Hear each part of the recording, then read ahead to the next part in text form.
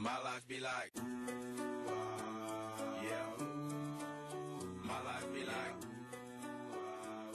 yeah.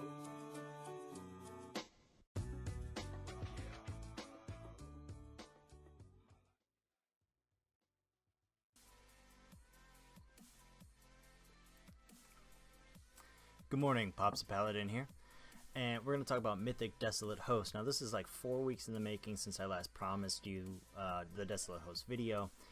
We had killed it multiple times, however, I don't know, I've gotten really lazy with my YouTube, which is really, I feel bad because I've let you guys down on YouTube land, so I apologize. It's going to pick back up again, and well, no, it's probably not going to pick back up again because my team can't get past Mistress Azine. 29% wipe once, and then all the other times barely into phase 2. Who knows when I'll get you another video. I'm going to try though. I don't do fluff videos, so really I'm only going to do kill videos, but please keep with me. I will bring you through all of this stuff. So anyways, Mythic Desolate Host. I'm running Sauron's Resolve and Soul, the High Lord. I'm tanking upstairs. Our DK tank is tanking downstairs, and our warrior is tanking the Templars. Yes, we are running 3 tank strat. It's super easy. So as Prot Paladin here, I'm running what I'm going to call Pansy build. So Righteous Protector, because there really aren't that many ads. Enough ads constant to run Last Defender.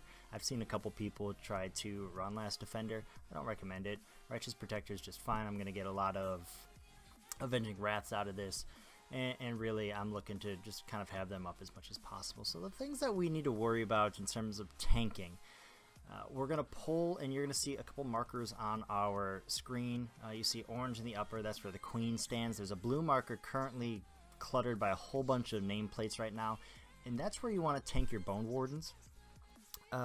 Putting those Bone Wardens down there is going to make sure that the Spirit Realm can get to them without stepping on anybody in the Corporal Realm, the Corporal Realm being where I am right now, the Living Realm.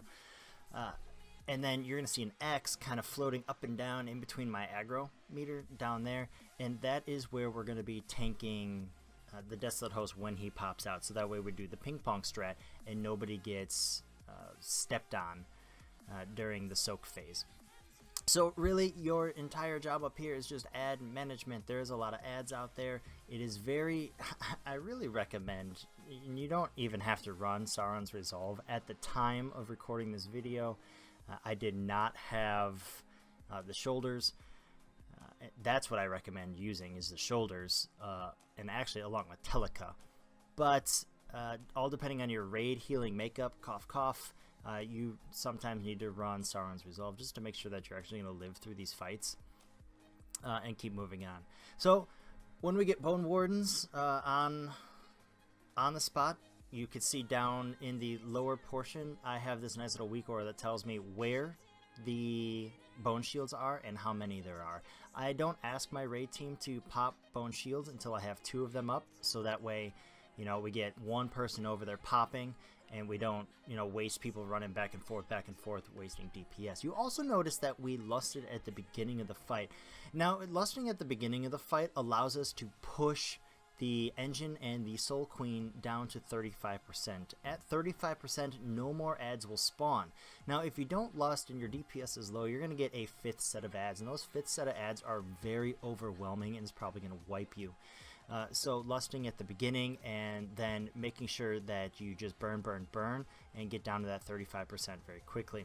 On this particular pull, you're going to see us get down in that realm of the 35%, and I'm going to call a full stop on DPS on both the engine and the Queen.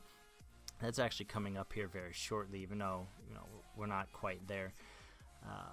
But that's so we can kill ads and get them maintained. So now in terms of what everybody else needs to be doing, because all you're doing really is just picking up ads. Don't taunt the Templars. You'll see a Templar just came up, because the guy out there in the very far corner, you just saw it in the left hand corner of my screen, that's our warrior who's taunting those Templars. That needs to, you know, go to the other side of the room, because the green crap that you see on the ground right now is going to be shooting everybody around in circles, and that's annoying. I got hit by it multiple times, but you know, it is what it is. Bone Wardens don't move very fast when they're casting. I mean, it takes forever to get them into place, so just be patient with it. Move them there. Fallen Priestesses, when Fallen Priestesses pop up, you should always try to make sure that you're interrupting as much as possible, because their cast is pretty annoying, and that's really the only true damage that's really going to affect upstairs. Downstairs, you know, there's a lot of other things going on, but those the cast that the priestess does is really the terrible part of this fight. Healers upstairs usually are not very happy that their parses look really low, and remember, healing parses is all based on, I'm going to say, how crap your team is, or if you have like 0 healers and you're like 2 healing a 4 healed fight, then they're going to have a good parse. But really, if your healer doesn't parse, then hopefully you were doing it right, that or you're overhealing it.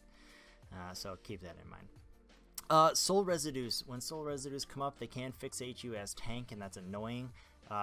What I try to do is I pull them to the other side of the circle, so that way I'm dropping all the green stuff on the orange side of the circle, and that's not because I want the Spirit Realm people to step in it. It's because I want to keep my area clean, because you see all these purple circles that are dropping on the ground. We're going to run out of space very quickly in this fight. And so right at this moment, we called full stop on boss, and we're trying to clean up these priestesses. Now, my disc priest, and on this particular pull, I remember my disc priest said, uh-oh, I damaged the boss, and so it phased us, and we had a bunch of priestesses up, and this is kind of hard to deal with because there's so many ads up currently, and I'm the only one who has ads right now, because downstairs has cleared it and sent all of these to us, so they want to do that prior to us phasing right here. Once we phase, it's shared health at this point in time, and the damage from Doom Sundering if you're upstairs, or Sundering Doom if you're downstairs, is fall off damage. So the further away you are, the less damage you're going to take, and that's raid total. The first strike that the Desolate Host does is the one that hurts the most. All the other strikes are pretty, you know, whatever. So if you do have ads and you can pop up a Shield of the Righteous prior to the Desolate Host getting to you, you're going to take less damage. But waiting for him to get to you, then putting up a Shield of the Righteous is where that huge spike damage comes from, and that kind of sucks. So when you get so we got Sundering Doom upstairs, we all collapse, we're all in there, we're trying to avoid getting stacks of Torment, and you see every time we get a stack of Torment is because the warrior who is tanking the Templars is not getting in, and that is our soft enrage for the way that we particularly tank this, and the way pretty much everybody in the world is tanking this fight right now. Lastly, here you are going to see this awesome thing occur. No, I'm sorry, it's on the next one, and I really want to point this out because it deserves a shout out. And you know, this was the best play I've ever seen anybody do. And it's coming up. I know it's a big lead up. We're going to kill Engine of Souls and Soul Queen, and we're going to be fine. But here comes this amazing thing by Ferg. Watch this, Spear of Anguish, and kablamo! Killed everybody upstairs and sent us all down. So, now all we have is a warrior upstairs. Alright, and keep in mind, this is our 4th kill on this.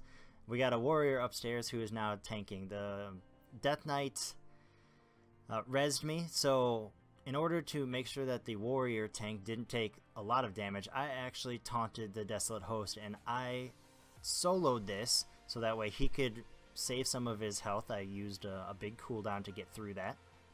Alright, and then he said, hey, I'm up here and I got it. So I was like, alright, well, I'll get in and I'll soak downstairs. And so it did become very clustery. You can see on my raid frames that you're like, holy cow, man, that was a lot of deaths. Yeah, thanks, Ferg. I appreciate that one. But other than that, it really is a pretty easy fight. It's just like Heroic. The only thing that you have to do is real strong ad management, and you know, then you'll down it. Just making sure that you're popping those bone shields. I don't recommend trying to Heroic DPS through it. You're gonna get overwhelmed and you're gonna die. So really pay attention to what you're doing with your ad management. Other than that, I really wish you all the best of luck. The way I play my particular tank, I wanted the back piece off of this. and I really recommend the back piece from it. So good luck with everything. I'll catch you on the next video. I can't be for sure when it will be, but I'm hoping within the next few days I'll get a Ret video out for you, and then try to hopefully get a Mistress Azine here shortly. So you all have a great rest of the night, and catch you later.